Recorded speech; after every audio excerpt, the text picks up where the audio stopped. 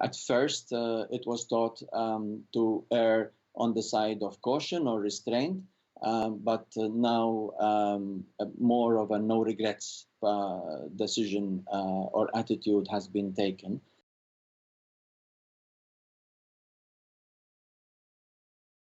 Now, it's been recommended by the Emergency Committee to WHO that countries need to get ready for possible importation in order to identify cases as early as possible and in order to be ready for a domestic outbreak control if that happens.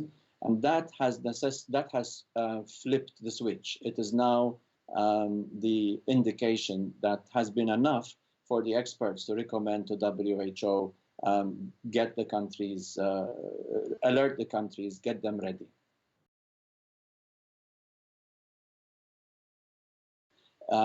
If a low-resource country mobilizes all its resources to deal with the virus and stops vaccinating, for example, for diseases like polio or measles, because they don't have enough people to go around, that opportunity cost might result in even greater consequences.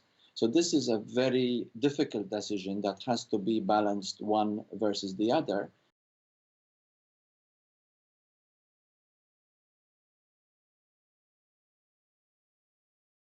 The emergency declaration tries to put some public health rationale behind it. It requires countries and companies that are doing travel and trade restrictions to identify what is the public health rationale and to try and make their actions that are commensurate with the public health risks. So they're free to take what action they want, but they do need to have a justification in terms of public health evidence and risk assessment.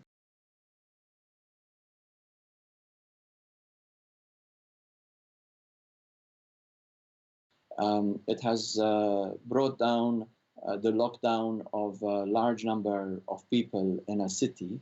It has mobilized the whole of government, set up a joint prevention task force, made scientific achievements in record-breaking time and shared them with the rest of the world.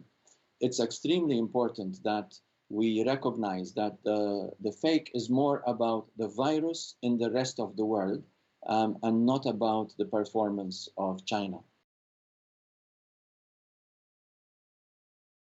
This increase is likely to continue because there are almost as many specimens waiting to be studied as there are already reported. So the numbers will continue to grow. But what people will now be noticing, I would simply do the division every time between the number of deaths and the total number of cases. The case fatality ratio is settling at a much lower level than we were reporting 4